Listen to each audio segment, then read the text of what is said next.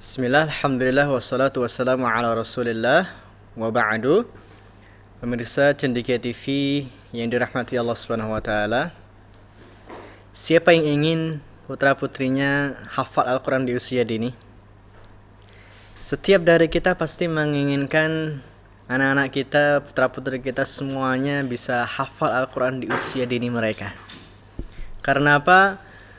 Rasulullah Shallallahu alaihi wasallam dalam sabdanya menyebutkan, "Man ta'allama al-Qur'an wa huwa fatiyus sinni, khallatahu Allahu bilahmihi wa damihi." Barang siapa yang mempelajari Al-Qur'an di usia dini, maka Allah akan mencampurkan Al-Qur'an dalam daging dan darahnya. Masya Allah, Al-Qur'an bisa bercampur dalam daging dan darah manusia. Dan bagaimana jadinya kalau Al-Quran bercampur dalam daging dan darah manusia? Maka kita akan bisa melihat dalam sejarah para ulama-ulama salaf kita, mereka bisa hebat, mereka menjadi orang-orang yang luar biasa, ternyata juga bermula dari Al-Quran. Kita lihat bagaimana Imam Syafi'i rahimahullah di usia 15 tahun sudah menjadi seorang mufti. Dan ternyata kuncinya usia 7 tahunnya sudah hafal Al-Quran. Kita juga melihat Imam At-Tabari, seorang ahli tafsir, yang ternyata juga di usia 7 tahunnya hafal Al-Quran. Kita juga melihat ada Ibnu Sina, seorang pakar kedokteran yang juga di usia 5 tahunnya hafal Al-Quran. Ibnu Qudamah, Imam Ahmad, Imam As-Suyuti, Muhammad Al-Fatih, Umar bin Abdul Aziz, semua sejarah mencatat bahwa kehebatan ini bermula dari Al-Quran. Sehingga benar apa yang disabdakan Rasulullah tadi dalam hadisnya, "Man ta'allama Al-Quran", siapa yang mempelajari Al-Quran, wa huwa fatiyus sinni, di usia dini mereka, khallatahu Allah bilahmihi wa damihi, Allah akan mencampurkan Al-Quran dalam daging dan darahnya.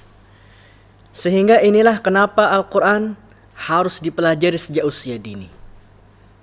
Maka dalam surat Maryam, Allah juga menyebutkan tentang Nabi Yahya. "Ya Yahya, khudil kitaba biquwah, wa atainahu hukma sabiyya." Wahai Yahya, ambillah kitab suci ini dengan kuat, dan kami akan memberikan kepadamu hikmah. Kita lihat, wa atainahul hukma sabiyya, dan kami akan memberikan hikmah kepadamu di usia engkau masih sobiyah. Apa itu sobi?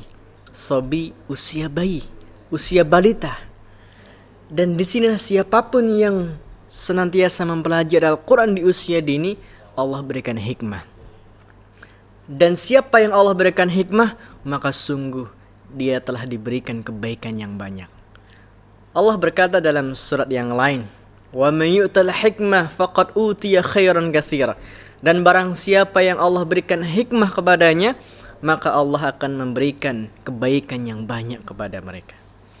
Inilah pemirsa Cendekia TV yang dirahmati Allah.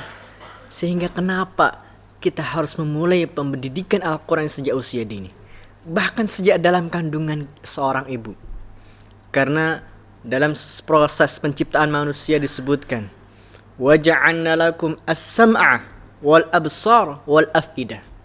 Dan kami jadikan manusia ini adalah bermula dari as-sam'a, pendengaran, wal absar, penglihatan, wal af'idah, baru hati.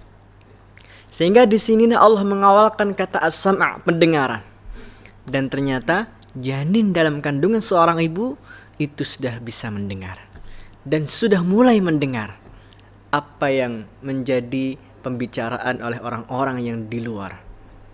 Makanya kenapa kemudian orang-orang barat menyebut bahwa pengaruh suara itu memberikan stimulasi bagi janin itu untuk kemudian berkembang lebih baik. Dan Al-Quran menjadi mukjizat. Mukjizat terbesar kita bagi kaum muslimin adalah Al-Quran. Dan dengan Quran inilah menjadi mukjizat bagi siapapun yang mempelajarinya. Maka pendidikan Al-Quran itu bisa kita mulai sejak usia dini, bahkan sejak dalam kandungan. Saya akan berikan satu contoh.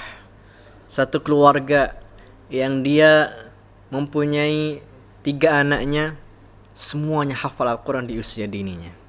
Siapa beliau? Adalah Dr. Muhammad Kamil Labudi. Beliau mengawali pendidikan Al-Qurannya sejak dalam kandungan. Apa yang dilakukan oleh beliau? Sejak dalam kandungannya, setiap hari membaca 5 juz. Setiap hari membaca 5 juz. Artinya seminggu sekali, sepekan sekali bisa khatam Al-Quran. Dan janin dalam kandungan selama 36 pekan, kemudian ada yang mungkin 40 pekan. Maka berarti selama itu juga si janin sudah mulai mendengar Al-Quran. Otaknya sudah terstimulasi dengan Al-Quran. Dan bagaimana kelanjutan setelah anak ini lahir? Setelah melahirkan pun proses dan program pendidikan Al-Quran ini masih berjalan. Bagaimana caranya?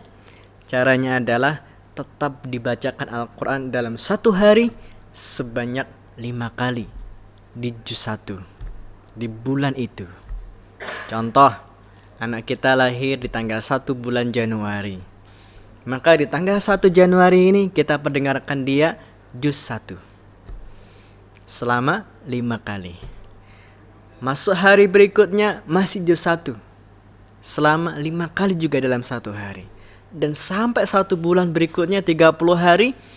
Berarti kalau juz 1 ini diperdengarkan kepada bayi yang belum bisa apa-apa ini, hanya bisa mendengar saja, maka berarti sudah 150 kali juz 1 sudah diperdengarkan. Masuk bulan Februari, masuk juz 2. Juga dengan pola yang demikian, setiap harinya berulang 5 kali setiap juznya selama 30 hari. Masuk bulan ketiga, bulan Maret, juz 3. Masuk bulan April, juz 4. Dan begitu seterusnya sampai 30 juz, maka hanya butuh waktu 2,5 tahun. 2,5 tahun untuk 30 juz, dan 30 juz akan diperdengarkan janin atau bayi yang sedang tidur, yang kemudian dia belum bisa apa-apa, dan mendengar Al-Quran sejak usia itu. Dan logikanya, kenapa kita bisa bicara seperti ini bahasa Indonesia? Karena kita mendengar orang-orang yang membimbing kita, orang-orang di sekitar kita bicara bahasa Indonesia. Maka tidak heran kita melihat anak-anak usia 3 tahun, 4 tahun bisa lancar cah-cicus ngomong bahasa Inggrisnya karena yang mereka dengar bahasa Inggris. Kita juga tidak heran ada anak usia 4 tahun, 5 tahun ngomong bahasa Arab begitu fasihnya. Karena yang mereka dengar sejak usia dininya adalah orang-orang yang juga berbicara bahasa Arab. Maka bagaimana dengan Al-Quran? Ketika Al-Quran sudah diperdengarkan sejak usia itu, bahkan sejak dalam kehamilannya, setelah melahirkan pun juga masih terus diperdengarkan Al-Quran, maka apa yang masuk lewat telinga ini akan keluar lewat lisan mereka. Sehingga tidak heran Dr. Kamil Labudi mempunyai 3 anak dan 3-3-nya hafal Al-Quran di usia 4,5 tahun. Itulah kenapa kita harus memulai sejak usia dini. Sekali lagi, Rasulullah mengatakan, Man ta'allama al-Quran. Siapa yang belajar Al-Quran di usia dini, khallatahullah bilahmihi wa dami. Allah campurkan Al-Quran dalam daging dan darahnya. Dan kita akan mencatat dalam sejarah bahwa semua orang-orang hebat itu semuanya bermula dari Al-Quran. Saat kita menginginkan anak-anak kita hebat, insya Allah itu pun juga dengan Al-Quran kita awalkan. Semoga ini memberikan inspirasi untuk kita semuanya, dan semoga kita menjadi orang-orang yang bisa mendidik anak-anak kita dengan Al-Quran, dan selalu dalam doa kita, Rabbana hablana min azwajina wa dhurriyyatina qurrata a'yun waj'alna lil muttaqina imama.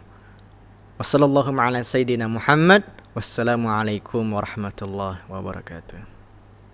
Ramadanku rindu untuk